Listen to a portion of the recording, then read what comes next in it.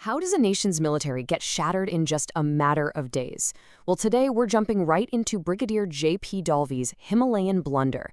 It's a raw, first-hand account of the disastrous 1962 Sino-Indian War, and believe me, it pulls no punches. Dalvi kicks things off with this, just chilling observation. It immediately sets the stakes.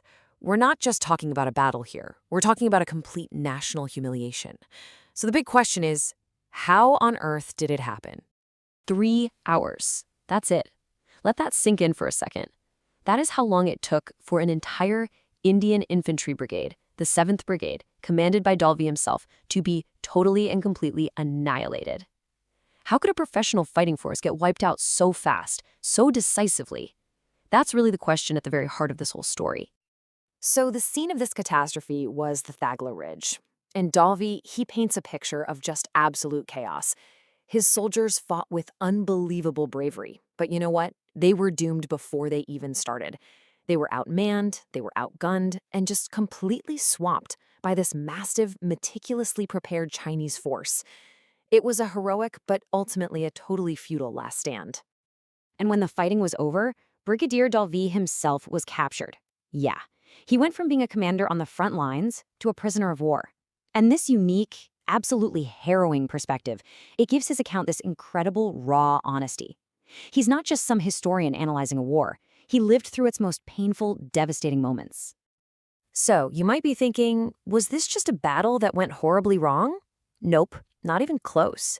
Dalvi argues this was a disaster that had been brewing for years, a complete catastrophe born from political arrogance and just awful strategic miscalculation. To really get it, we've got to rewind the clock a bit. At the center of this whole blunder was something called the forward policy. Now, what's really, really important to understand is that this was not a military strategy. It was a political one. The idea was to just push these tiny military posts forward into disputed territory to stake a claim. It was a policy driven entirely by political posturing back in Delhi, not by any kind of military common sense on the ground. And this policy, well, it was just fatally flawed from the get-go. It completely ignored the brutal reality of the Himalayas. These little posts were logistically impossible to supply or reinforce. I mean, they were totally isolated, incredibly vulnerable, and basically an open invitation for an attack. The crucial takeaway here is that soldiers were being sent into unwinnable positions just so politicians wouldn't have to lose face. The result of all this is a contrast that is just staggering. On one side, you've got the Chinese meticulous planning, proper winter gear, rock-solid supply lines, experienced mountain troops. And on the other side, India. Haphazard deployments, soldiers literally without proper winter clothing, no logistical support to speak of, and totally inadequate weapons. It was a catastrophe just waiting to happen. So you have to ask, right? Who was responsible for this absolute mess? Well, Dalvi is completely unflinching in his analysis. He tackles the question of blame head-on, and he points fingers right at the highest levels of India's political and military leadership. According to Dalvi, the failure was systemic, right from the top. He criticizes Prime Minister Nehru for political hubris, for just flat-out ignoring warnings from his generals. He calls out Defense Minister Krishna Menon for creating this culture of mistrust between the government and the army. He singles out Lieutenant General Kaul as an inexperienced commander who got his job through favoritism. And finally, he slams the senior military command for simply not having the moral courage to stand up and say, hey, this policy is a disaster waiting to happen.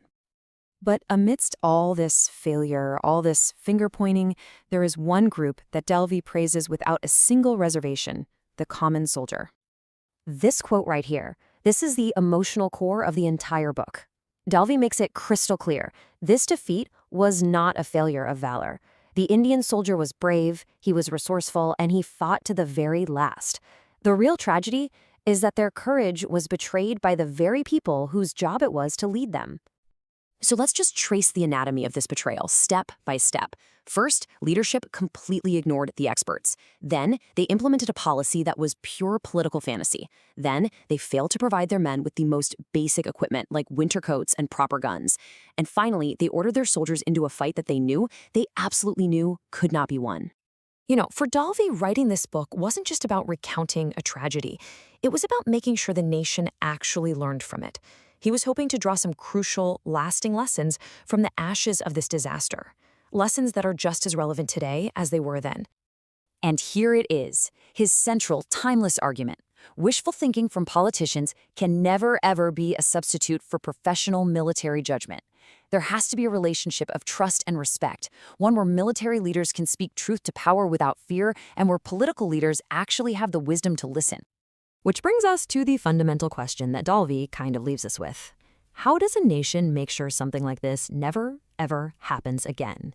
It's all about accountability, right? About learning from failure and about valuing professional expertise way more than political ego.